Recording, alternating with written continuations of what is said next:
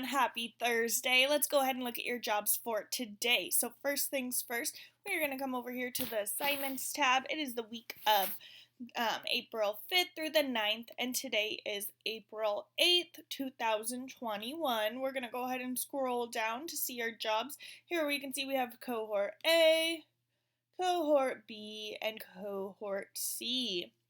And so looking really quickly at Zooms for today, Group A, you guys are going to have Spanish at 10:10, then you will have PE at 10:45, and finally you will have your daily Zoom at 12:30. Joining us in our daily Zoom will be Group C. You guys will come in 12:30 as well.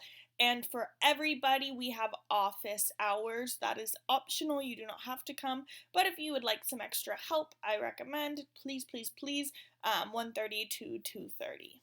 All right, let's look at our morning work. We are doing spiral review. We are nearing the end of third grade, and so we really want to make sure that we have all these ideas concrete in our brains. And so we are going to continuously review and practice them.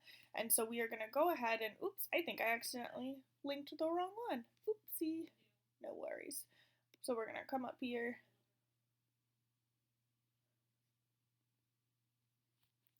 And we are going to see our review.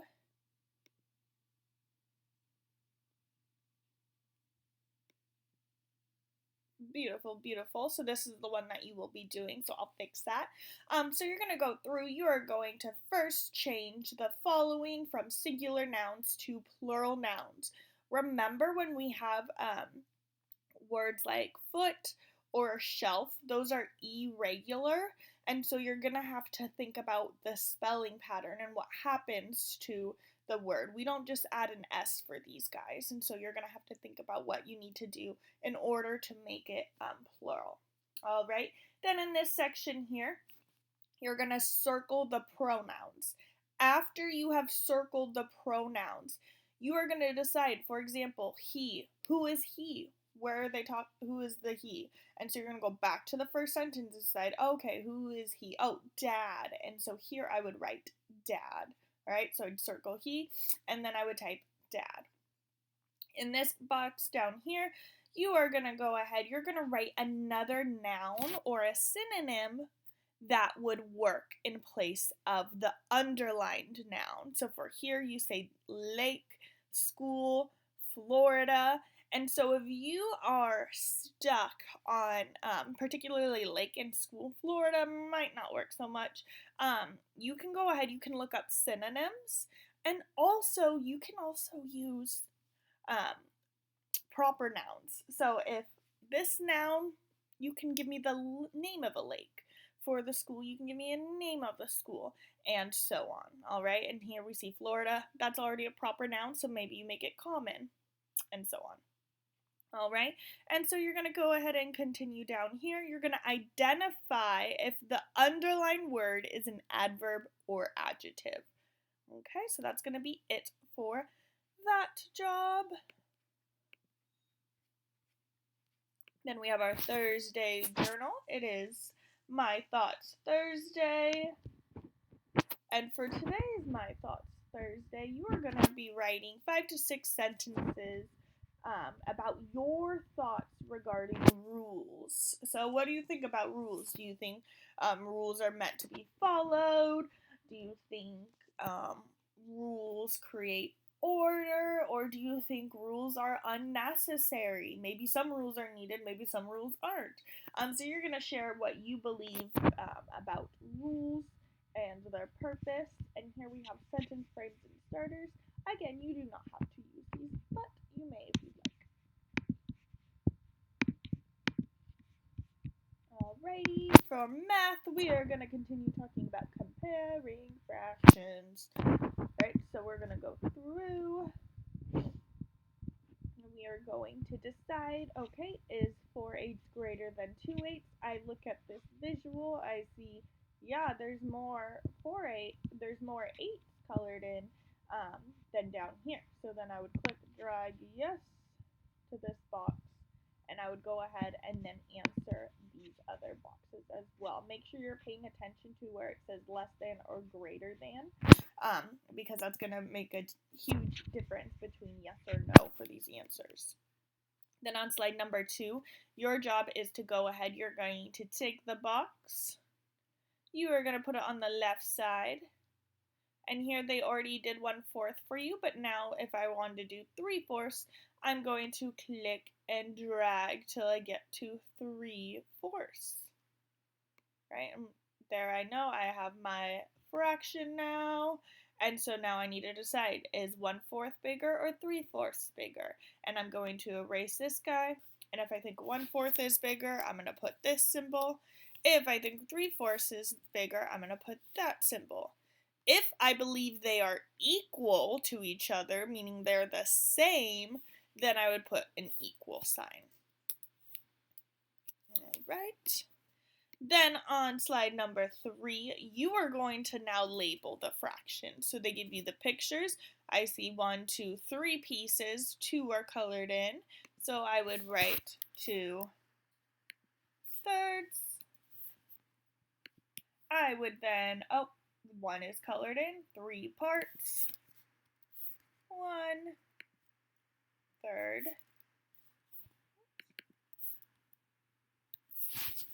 And then I would drag the symbol that I think is appropriate. If I think that they're equal, meaning that they're the exact same, I would put an equal sign. If I think 1/3 is bigger, I would put a less than sign, and so on. All right. After that, you have finally slide number 4. You are going to go ahead, you are going to use these smiley faces down below to find the fraction. So wherever you think 1/2 is, you're going to click and drag. If I think 1/2 is right here, I would put it here. And then I would also do the same for 0/2. And if I think that's there, then I'd put it there. Here where the question mark is, again, I would put less than, greater than, or equal, depending on the fraction. All right. Then for language arts, you are going to be reading, or rather listening to Sleeping Beauty. So you're going to go ahead, you are going to click on here. You're going to start off by putting your name. I am going to tell you now, this story is not the exact same as maybe the movie or movies, depending on if you've seen them or not, 1 or 2. These are not. It's not going to be the exact same, so please keep that in mind. I definitely recommend making sure we are paying attention, we are focused doing this, all right? As I put up here, please click the CC button. I know yesterday there was no CC button. Sometimes they have them, sometimes they don't. But this one does, so make sure you click it so that way you can follow along and you can see all the good details that you will need. All right, and so first, who are the characters in this story? Do you believe what the 13th fairy did to the princess was justified, meaning she had a good reason for doing it? And then what happened when she turned 15? Be specific. What I mean by be specific, I mean give me details. I do not want to one-word answers. You can see up here it says respond in complete sentences. I want you to give me details in your sentences, telling me, oh, in this story, this is what happened. This is, that when the fairy did this happened. And so you're going back to the story and you're referring to it, letting me know that you have actually listened to it. All right, then we have our spelling. We are talking about glued sounds. And remember, for glued sounds, we are looking for words that end in NK, NG, double L, and so on. And so for today's, we are going to be doing another word search. Woo! And so for our glued sounds, we are going to be focusing on NG and NK. And this, actually, the word search, we're really just focusing on NG, so excuse me. I misspoke. But yeah, so you're going to go ahead, you're going to click and drag and find all the words in the word search. Then we have iReady Reading. You go ahead, you click that. You're going to do 30 minutes as per usual. Just making sure that you are getting in that extra practice. For our review, we are going to be talking about using pictures to now practice metaphors. Remember, metaphors are different than similes. While a metaphor is comparing two things, it does not use the words like or as. Alright, so you're going to go ahead now. You are going to go through, look at the picture, use that picture to help you decide which is the metaphor that best describes what's happening. Remember, metaphors do not use words like or as. And then you're going to go ahead, you're going to write your own metaphors, again, not using words like or as, in these boxes. In this box over here, you're going to underline any metaphors you find in the paragraph. And then you're going to choose one of those metaphors down here to describe or to explain what that metaphor means or what you believe that metaphor means. Then you will have 60 minutes of essay screen that should be completed today and tomorrow. So again, if you want to do 30 minutes today, 30 minutes tomorrow, perfect. If you want to do 40 minutes today, 20 minutes tomorrow, awesome. We are trying our personal best to get to chapter 6 by the end of the week. So that way we can make sure we're all on the same page as we move forward. So please keep that in mind.